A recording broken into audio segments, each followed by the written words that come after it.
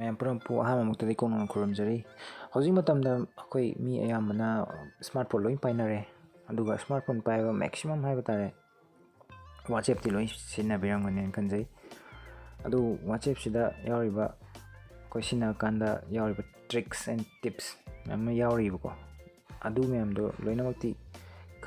ꯈꯪꯕꯤꯔꯝꯃꯣꯏꯕ ꯈꯪꯕ ꯈꯔ ꯈꯛ ꯅꯠꯇꯅ ꯑꯗꯨꯅ ꯉꯁꯤ ꯑꯩꯅ ꯈꯔ ꯈꯤꯇꯪ ꯊꯤꯖꯤꯟꯖꯔꯨꯔꯒ ꯈꯪꯉꯛꯄ ꯈꯔꯗꯨ ꯃꯌꯥꯝꯗꯣ ꯁꯤꯌꯔ ꯇꯧꯖꯒꯦ ꯑꯗꯨꯒ ꯀꯥꯟꯅꯕꯁꯤ ꯂꯧꯃꯤꯟꯅꯁꯤ ꯑꯍꯥꯟꯕꯒꯤ ꯇ꯭ꯔꯤꯛꯁꯤꯗꯤ ꯑꯩꯈꯣꯏꯅ WhatsAppꯁꯤꯗ ꯀꯅꯥꯒꯨꯝꯕ ꯑꯃꯗ ꯃꯦꯁꯦꯖ ꯅꯠꯇ꯭ꯔꯒ ꯐꯣꯇꯣ ꯑꯃ ꯊꯥꯕ ꯗꯔꯀꯥꯔ ꯑꯣꯏꯔꯦꯕ ꯇꯧꯕꯇꯕꯨ ꯑꯩꯅ ꯃꯥꯏ ꯅꯝꯕꯔꯁꯤꯗꯤ ꯁꯦꯞ ꯇꯧꯅꯤꯡꯗ꯭ꯔꯦꯕ ꯁꯦꯞ ꯇꯧꯗ꯭ꯔꯒꯗꯤ WhatsAppꯇꯅ ꯑꯩꯈꯣꯏ ꯃꯦꯁꯦꯖ ꯅꯠꯇ꯭ꯔꯒ ꯐꯣꯇꯣꯒꯨꯝꯕ ꯀꯩꯝꯇ ꯊꯥꯕ ꯌꯥꯗꯦꯀꯣ ꯗꯣꯀꯨꯃꯦꯟ ꯑꯣꯏꯒꯦꯔꯥ ꯑꯗꯨꯗꯤ ꯀꯃꯥꯏꯅ ꯇꯧꯒꯗꯒꯦ ꯁꯤꯅꯦꯕ ꯑꯗꯨ ꯑꯣꯏꯇꯥꯔꯗꯤ ꯑꯗꯣꯝꯒꯤ Google Chrome ꯅꯠꯇ꯭ꯔꯒ ꯕ꯭ꯔꯥꯎꯖꯔꯗ ꯍꯥꯡꯕꯤꯔꯣ ꯁꯤꯗ URL ꯑꯃ ꯇꯥꯏꯞ ꯇꯧꯒꯗꯕꯅꯤ ꯇꯧꯗꯣꯏꯁꯦ ꯀꯩꯅꯣ https / ꯅꯝꯕꯤꯔꯒ wa.me ꯑꯗꯨꯒ /country code ꯅꯝꯕꯤꯔꯣ 91 ꯅꯠꯇ꯭ꯔꯒ +91 ꯃꯦꯠꯇ ꯑꯣꯏꯔꯁꯨ ꯌꯥꯕꯅꯤ ꯑꯗꯨꯒ ꯑꯗꯣꯝꯒꯤ ꯗꯔꯀꯥꯔ ꯂꯩꯕ ꯅꯝꯕꯔꯗꯣ ꯁꯤꯗ ꯍꯥꯞꯄꯤꯔꯣ WhatsApp ꯄꯥꯏꯕ ꯅꯝꯕꯔ ꯑꯣꯏꯒꯗꯧꯅꯤꯀꯣ ꯅꯠꯇ꯭ꯔꯒꯗꯤ ꯊꯣꯛꯂꯛꯑꯣꯏꯀꯣ WhatsApp ꯍꯥꯟꯅ ꯍꯥꯡꯕ ꯅꯝꯕꯔ ꯑꯣꯏꯒꯗꯧꯅꯦꯕ ꯑꯗꯨꯒꯤ ꯃꯇꯨꯡꯗ ꯅꯝꯃ ꯃꯇꯨꯡꯗ ꯁꯨꯃꯥꯏꯅ ꯃꯥꯒꯤ ꯄꯦꯖ ꯑꯃ ꯂꯥꯛꯀꯅꯤ ꯁꯤꯗ ꯑꯗꯨꯝ ꯗꯥꯏꯔꯦꯛ ꯆꯪꯕꯤꯔꯒ ꯑꯗꯨꯝ ꯃꯦꯁꯦꯖꯇꯣ ꯊꯥꯕꯤꯕ ꯌꯥꯔꯅꯤ ꯑꯣꯀꯦ ꯃꯊꯪꯒꯤ ꯑꯅꯤꯁꯨꯕ ꯇ꯭ꯔꯤꯛꯁꯤꯗꯤ ꯑꯩꯈꯣꯏ ꯃꯌꯥꯝꯗ ꯑꯗꯨꯝ ꯊꯦꯡꯅꯕꯤꯔꯝꯃꯅꯤ ꯌꯥꯝ ꯏꯟꯇꯔꯦꯁꯇꯤꯡ ꯑꯣꯏꯒꯅꯤ ꯈꯟꯖꯩ ꯑꯩꯈꯣꯏ ꯒ꯭ꯔꯨꯞ ꯈꯔ ꯌꯥꯎꯔꯦꯕ ꯑꯩꯅ ꯇꯉꯥꯏꯐꯗꯅ ꯌꯥꯎꯗ ꯌꯥꯗꯕ ꯌꯥꯎꯕ ꯒ꯭ꯔꯨꯞ ꯇꯧꯕꯇꯕꯨ ꯃꯉꯣꯟꯗꯒꯤ ꯐꯣꯇꯣꯒꯨꯝꯕ ꯚꯤꯗꯤꯑꯣꯒꯨꯝꯕ ꯌꯥꯝ ꯇꯣꯏ ꯊꯥꯒꯠꯂꯛꯄ ꯑꯗꯨꯅ ꯑꯩꯁꯦ ꯌꯥꯝ ꯏꯔꯤꯇꯦꯠ ꯑꯣꯏꯔꯕ ꯐꯣꯟ ꯃꯦꯃꯣꯔꯤꯒꯁꯦ ꯂꯣꯏ ꯊꯥꯡꯒꯠꯂꯛꯇꯅ ꯃꯌꯥꯝꯗꯨꯅ ꯁꯨꯝ ꯅꯨꯡꯇꯤꯒꯤ ꯊꯥꯒꯠꯂꯛꯄꯗꯨꯗ ꯑꯗꯣ ꯑꯩ ꯐꯣꯟ ꯌꯦꯡꯉꯒꯁꯨ ꯑꯩ ꯐꯣꯟꯗꯗꯤ ꯁ꯭ꯇꯣꯔꯗꯤ ꯇꯧꯍꯟꯅꯤꯡꯗ꯭ꯔꯦꯕ ꯃꯥꯏ ꯐꯣꯇꯣ ꯅꯠꯇ꯭ꯔꯒ ꯚꯤꯗꯤꯑꯣꯁꯤꯡꯗꯣ ꯑꯗꯨ ꯀꯃꯥꯏꯅ ꯇꯧꯒꯗꯒꯦ ꯍꯥꯏꯕꯒꯤ ꯃꯇꯥꯡꯗꯨꯗꯅꯤ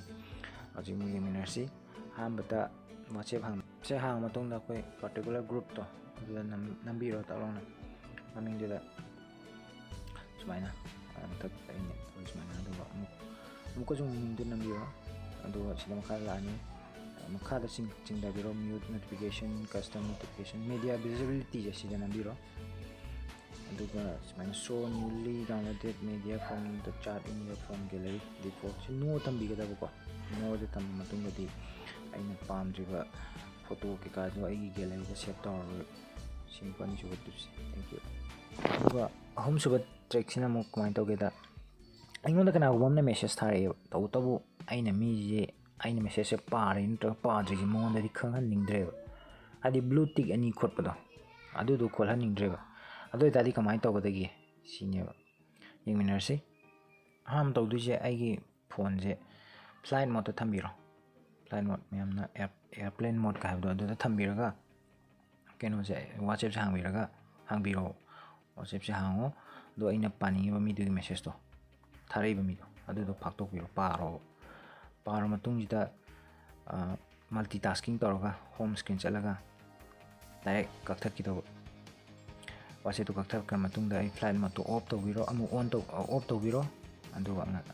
ꯌꯥꯔꯦ ꯑꯗꯩꯗꯤ ꯈꯪꯉꯔꯣꯏꯕ ꯃꯤꯗꯨꯅ ꯑꯩꯁꯦ ꯄꯥꯏ ꯅꯠꯇ꯭ꯔꯒ ꯄꯥꯗꯦꯗ ꯃꯊꯪꯒꯤ ꯇ꯭ꯔꯤꯛꯁꯤꯗꯤ ꯃꯌꯥꯝ ꯈꯪꯕꯤꯕꯁꯨ ꯌꯥꯎꯔꯝꯃꯅꯤ ꯈꯟꯖꯩ ꯑꯩꯈꯣꯏ WhatsAppꯀꯤ ꯕꯦꯛꯒ꯭ꯔꯥꯎꯟ ꯍꯥꯏꯇꯥꯔꯦ ꯋꯥꯜꯄꯦꯄꯔ ꯍꯥꯏꯒꯗ꯭ꯔꯥ ꯃꯅꯨꯡꯗ ꯌꯥꯎꯕꯗꯣ ꯏꯆꯝ ꯆꯝꯕ ꯂꯩꯕꯗꯣ ꯐꯖꯗꯦ ꯕꯣꯔꯤꯡ ꯆꯨꯏ ꯐꯖꯕ ꯊꯝꯒꯦ ꯍꯥꯏꯕ ꯌꯥꯏꯑꯕ ꯑꯄꯥꯝꯕ ꯑꯩꯒꯤ ꯐꯣꯟꯗ ꯌꯥꯎꯕ ꯅꯠꯇ꯭ꯔꯒ WhatsAppꯀꯤ ꯃꯁꯥꯒꯤ ꯑꯣꯏꯅꯁꯨ ꯋꯥꯜꯄꯦꯄꯔ ꯌꯥꯎꯖꯕꯅꯦꯕ ꯑꯗꯨ ꯀꯃꯥꯏꯅ ꯇꯧꯒꯗꯒꯦ WhatsApp ꯍꯥꯡꯕꯤꯔꯣ ꯑꯗꯨꯒ ꯄꯥꯔꯇꯤꯀꯨꯂꯔ ꯃꯤ ꯑꯃꯗ ꯍꯦꯛꯇ ꯅꯝꯕꯤꯔꯣ ꯐꯣꯇꯣꯗ ꯃꯥꯒꯤ ꯃꯤꯡꯗꯨꯗ ꯑꯗꯨꯒ ꯁꯣꯝ ꯅꯥꯀꯟ ꯕꯤꯟꯗꯨ 3 ꯂꯩꯕꯅꯦ ꯁꯤ ꯅꯝꯃꯒ ꯋꯥꯜꯄꯦꯄꯔꯅ ꯑꯃ ꯌꯥꯎꯕꯅꯦꯕ ꯁꯤꯗ ꯕ꯭ꯔꯥꯏꯠ ꯑꯃ ꯍꯦꯛꯇ ꯈꯟꯕꯤꯔꯣ ꯁꯤ ꯈꯟꯕꯃꯇꯨꯡꯗ ꯁꯦꯠ ꯋꯥꯜꯄꯦꯄꯔ ꯇꯧꯕꯤꯔꯣ ꯐꯣꯔ ꯆꯥꯔꯠ ꯒ꯭ꯔꯨꯞ ꯅꯠꯇ꯭ꯔꯒ ꯐꯣꯔ ꯄꯥꯔꯇꯤꯀꯨꯂꯔ ꯄꯥꯔꯁꯟ ꯅꯠꯇ꯭ꯔꯒ ꯂꯣꯏꯅꯃꯛꯀꯤ ꯅꯠꯇ꯭ꯔꯒ ꯑꯃꯗꯨꯒꯤ ꯈꯤꯇꯪ ꯑꯃꯗꯨꯒꯤ ꯊꯝꯒꯦ ꯍꯥꯏꯔꯒꯅ ꯑꯃꯗꯨꯒꯤ ꯊꯝꯕꯤꯔꯣ ꯄꯨꯝꯅꯃꯛ ꯆꯞ ꯃꯥꯟꯅꯍꯟꯒꯦ ꯍꯥꯏꯔꯒꯅ ꯑꯗꯨꯃꯥꯏꯅ ꯊꯝꯕꯤꯔꯣ ꯁꯤꯅꯤ ꯃꯊꯪꯒꯤ ꯃꯉꯥꯁꯨꯕ ꯇ꯭ꯔꯤꯛꯁꯤꯅ ꯑꯩꯈꯣꯏ ꯀꯅꯥꯒꯨꯝꯕꯅ WhatsAppꯁꯦ ꯐꯣꯟ ꯑꯃꯗ 2 ꯁꯤꯖꯤꯟꯅꯅꯤꯡꯕꯗꯣ ꯌꯥꯎꯏꯀꯣ ꯑꯁꯤ ꯃꯇꯥꯡꯁꯤꯗꯅꯤ ꯁꯤ ꯑꯩꯈꯣꯏ ꯊꯥꯔꯠ ꯄꯥꯔꯇꯤ ꯑꯦꯞ ꯑꯃ ꯏꯟꯁꯇꯣꯜ ꯇꯧꯔꯒ ꯃꯌꯥꯝ ꯂꯩꯈ꯭ꯔꯦ ꯄ꯭ꯂꯦ ꯁ꯭ꯇꯣꯔꯗ ꯑꯗꯨꯝ ꯐꯪꯕꯤꯕꯅꯦ ꯑꯗꯣ ꯃꯥꯁꯦ ꯔꯤꯛꯁ ꯂꯩꯅꯦꯕ ꯑꯗꯨꯃꯥꯏꯅ ꯇꯧꯕꯗꯨꯗꯤ ꯍꯥꯏꯗꯤ ꯁꯦꯀ꯭ꯌꯨꯔꯤꯇꯤ ꯕ꯭ꯔꯤꯆ ꯑꯣꯏꯕ ꯌꯥꯏꯑꯕ ꯑꯗꯨꯅ ꯀꯃꯥꯏꯅ ꯇꯧꯒꯗꯒꯦꯗ WhatsApp ꯕꯤꯖꯤꯅꯦꯁꯅ ꯑꯃꯁꯨ ꯂꯩꯕꯅꯤ WhatsAppꯀꯤ ꯑꯗꯨ ꯄ꯭ꯂꯦ ꯁ꯭ꯇꯣꯔꯗ ꯑꯗꯨꯝ ꯗꯥꯏꯔꯦꯛ ꯐꯪꯕꯅꯤ WhatsAppꯀꯤ ꯄ꯭ꯔꯗꯛꯅꯤ ꯑꯗꯨ ꯇꯧꯔꯒ 2 ꯊꯣꯛꯅ ꯁꯨꯃꯥꯏꯅ ꯁꯤꯖꯤꯟꯅꯕꯗꯤ ꯌꯥꯏ ꯑꯩ ꯊꯝꯖꯒꯦ ꯃꯊꯪꯒꯤ 3ꯁꯨꯕ ꯇꯤꯞꯁꯤꯅ ꯀꯃꯥꯏꯅ ꯇꯧꯒꯦꯗ ꯑꯩꯈꯣꯏꯒꯤ ꯇꯦꯛꯁ ꯏꯕꯗ ꯑꯩꯈꯣꯏ ꯈꯤꯇꯪ ꯁ꯭ꯇꯥꯏꯜ ꯌꯥꯎꯅ ꯍꯥꯏꯇꯥꯔꯦ ꯆꯥꯎꯅ ꯃꯌꯦꯛꯀꯥꯁꯦ ꯕꯣꯜ ꯑꯣꯏꯅ ꯏꯕ ꯑꯗꯒꯤ ꯃꯌꯥꯏꯗꯒ ꯀ꯭ꯔꯣꯁ ꯇꯧꯔꯒ ꯃꯌꯥꯝ ꯊꯥꯕ ꯌꯥꯎꯋꯤꯗꯅ ꯑꯗꯨ ꯀꯃꯥꯏꯅ ꯇꯧꯒꯗꯒꯦ ꯍꯥꯏꯕꯒꯤ ꯃꯇꯥꯡꯗꯨꯗꯅꯤ WhatsApp hangdokpiro aduga chat aina inthagdo mi chat to adu hangbiro type tobiro star aduga aina iniba kena do ibiro nakan loir ko star mo nambiyo aduga send to matanda mayam dai mana dana tang chawna lakane natragana si whole select toroga koi nakanda bindu ohum yawuni adu namaga strike through to ga sida aina tawri smaina tawsu yai simak smaina tawsu yai ko matangi tare suba trick sidi shishu am interesting oga amani akoina ai am maru mi ni kanjaba ai boyfriend obe girlfriend obe wife obe na husband obe ima obe pa obe adu moigi account sina kwai ai chat chi kwai makok te lehen ga ta di kamai to ga gi dui matang duni yengasi am WhatsApp se hangbiro ai pame mi du khanbiro select to biro photo du long press to biraga mathakta pin man mi je sida nambi ba adu itadi man kwai makok le ne top tai tare pan suba trick tips mu yeng minasi sina kamaina akoi gi ai particular group am le group am yaure si am toy na message lak pa notification am toy lak pa am taning dra ba tong dang to la ai am irritate wa ba tadi kamai to ga ma je mute ta thang ga de ha bu ni si aya mana du loi khangbira mane ba ko do yeng minasi group to khanbiro smaina long press to ga do matak ta mic man ma mi je speak sound gi keno mi je sida nambiro aduga sida thola ne mute notification haraga 8 hours 1 week always tamagadi phama la roi dum smain to bi ai matangi mapan suba trick semadi yam kana boy ganen khanjai koina ai number je ai masak khangdaba number hai ta ai ngonda yaudaba ai save to litaba number je ai group thong khangdaba group am add pang to ba si kamai to ta holoi te ge haibuduni ado si mayam yeng minaje ai WhatsApp hangbiro ado setting changbiro setting changaga account da mu changbiro account changaga privacy changbiro privacy sum makada chingdara matong group nam yawngani sida who can add you to the group sida my contact khatang thambiyo sina ai contact yawa mi khaktana ai je any group amada add to ngamne ba topa ai save to da number amdana group ta add to yaroi westedi matangi jisu khangba kharadi dum yaw biramani aini ke mo pham amda leire ba ai location je jaga ji dai chap sa khangre ba to ado ai mafam ji da ai gi khangna ba mi na trai mana bi kau ge hata ri ai location je thara kau ya ne adu kamai tor WhatsApp dai tha ga ge have du ni iminar ji akoi WhatsApp se ha ga aina mi do khanbiro select to your account do chat to the number chat chita ko photo ka tha bu ki keno me yaw se maming khangdre si je asida nambiro do sen location map yekpam yaw sida nambiro set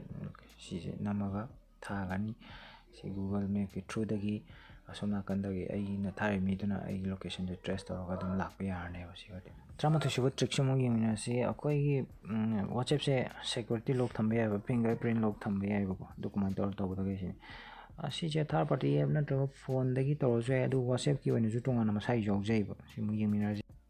WhatsApp se hangdokpiro aduga setting da right side ta chala setting da changbiro setting da gi account da gi mu privacy da mu changbiro privacy da gi sum chingdara sum last ta finger lock na me yaw je fingerprint lock na sida nambiro si on to ta ga di ai ji phone WhatsApp se hang ko dingi fingerprint da ka la ne secure ni habituni matangi trying to juba trick mu tamina se computer na to laptop ta ko WhatsApp se kamai access ta ko da ge habituni koi phone je charge to thame do ai computer na to laptop se da ka oi WhatsApp se na ba dai tari kamai to da ge ine ahamda ai computer ge na to laptop ki browser da URL ma type to gani web.whatsapp.com ai sida web.whatsapp.com nambiro mai la ni aduga QR code am tholak ne QR code scan to matunda phone dagi ai kayanda ai system da dai WhatsApp sin na biane trick number 13 koi phone jida WhatsApp si ta koi auto download to bai dai video dagi photo na chingba je mathanda download to toraga ai net ka je net he ha mo ta tharak ko jing download to ba do na net ka thunu loi ba si kamai tar auto download je lok thok ka da gi ha dane dana WhatsApp hangbiro setting the changbiro setting changa storage and data na makada chingdara yawni sida when using mobile data nama yawi sida tick tawrin gi lok thok piba doi ta de aina press tawro kan da katang download tawrne download tab nama katang pam da boy du set tawra su yare doi matang itra mari su tip siti mem khangbi ayam na khangbi ram ngin kan jai aina kana gu momda message set choi dana ni khangdi thadok re du message history da moi history da laiba pam tre ba ka thani ba doi kamai to ga dai ha duni amada aina pam message to select to biro aduga long press to biro long press queen na biro adu matungda option la ani delete from me cancel delete from everyone se tawta ga di moida sulero ingonda sulero tawtaw haije minute taret ki hanadi minute taret khak wara minute taret pu ya halam yo hojiti sangdoga pung ama bo oigra no update ki matona pung ama bu manung jida ene ka hau taraga di yani natraga di moidi di ene kakpa yaro atangi tranga suba aroiba tips madi backup ki matang gani aigi phone je kaigumba madagi mangkiba natraga any problem yartaba delete tawgiba format tawgiba na chingba yarogadi ai chat che maruba mem yarom be ba kuma tawga backup tawgadagi habaduni ai google drive da backup tawbu ya ba hanbada setting na changani whatsapp ki duga chat changani chat dagi mu khada chat backup na me yawni ado wifi da select tawbiro wifi da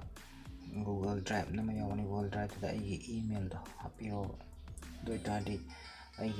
aigi chat history do adu